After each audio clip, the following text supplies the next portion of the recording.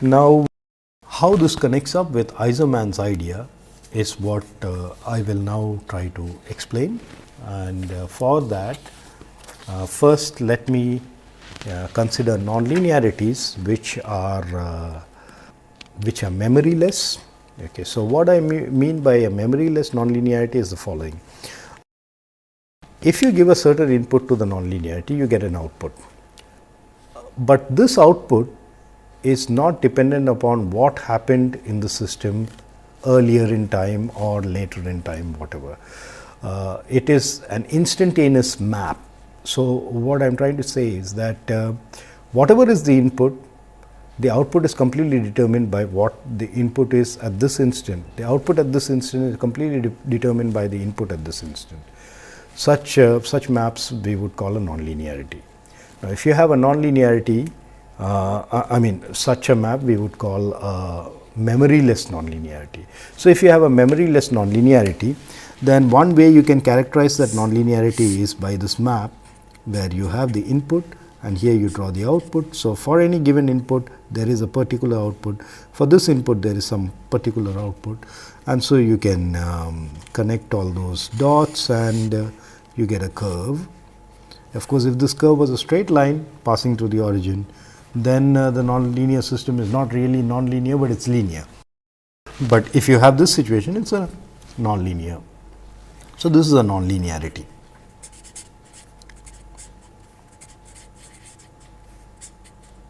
Yeah. So, for any given, so this is like a lookup table if you want. Given any input, you go through the graph and you know what exactly the output is.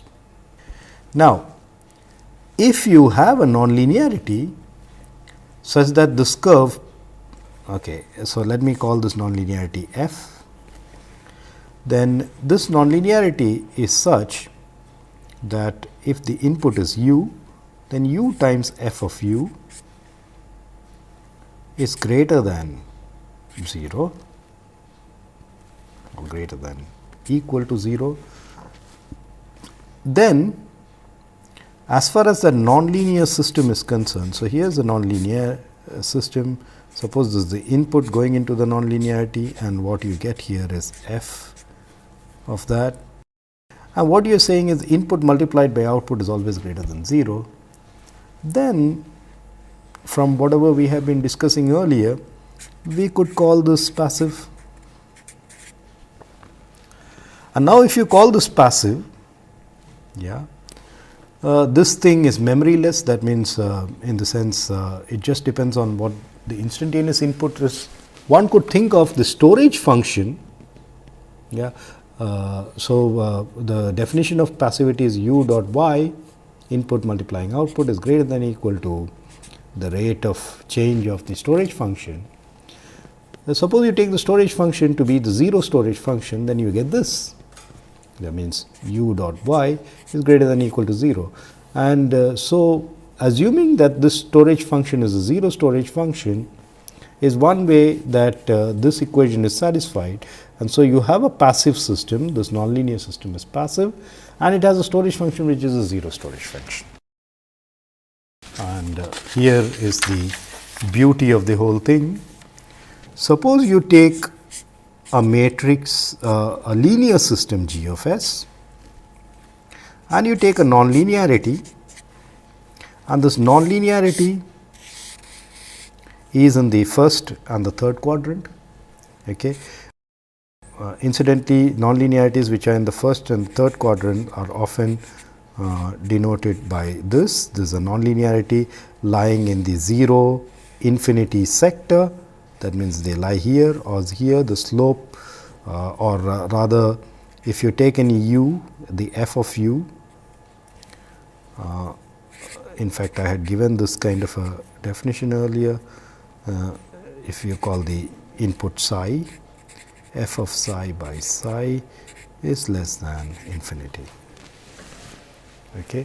Such nonlinearity is 0 infinity nonlinearity, and if you have any nonlinearity like this, then of course, this is true, psi times f of psi is greater than or equal to 0, and from what I said in the last slide, one could view this as passivity.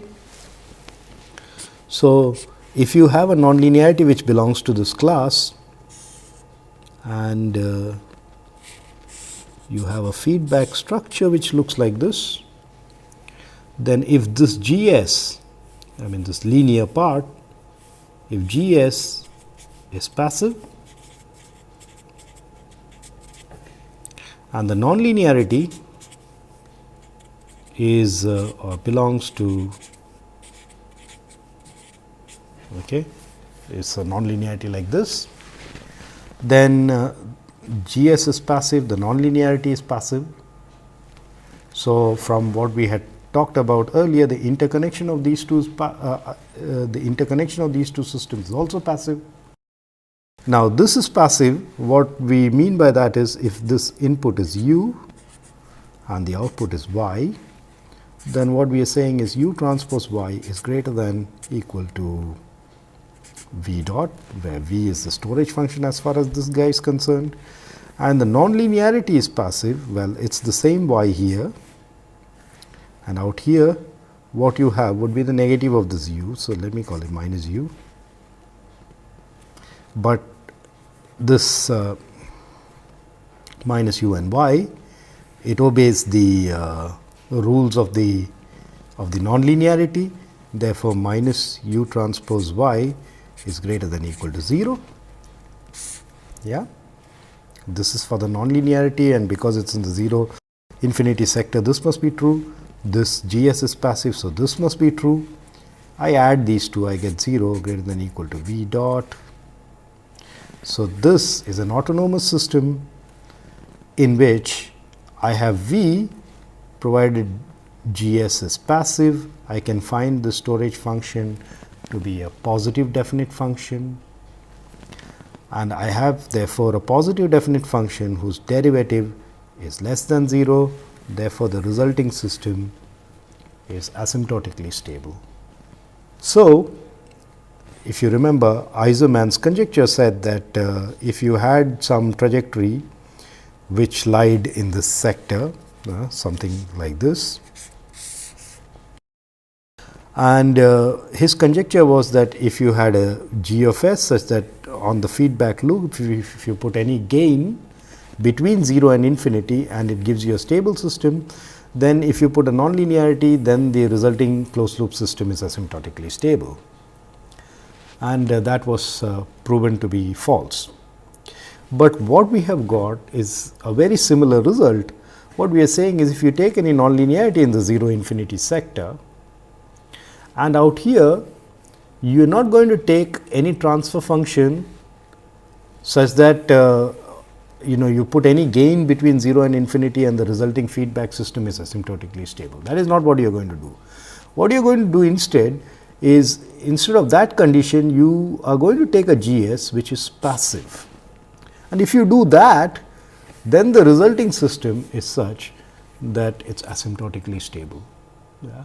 So, if you recall, earlier a few lectures back, I had shown that in Aizermann's conjecture there is some sort of counter example I showed, and if you remember, in that counter example, the GS that I took was s plus 1 upon s squared. Now, if you look at this particular transfer function and you look at its Nyquist plot, it will be clear that this is not a passive transfer function, and as a result one cannot expect this interconnected system to be passive and therefore asymptotically stable. So, the interconnection of passive systems being passive, that result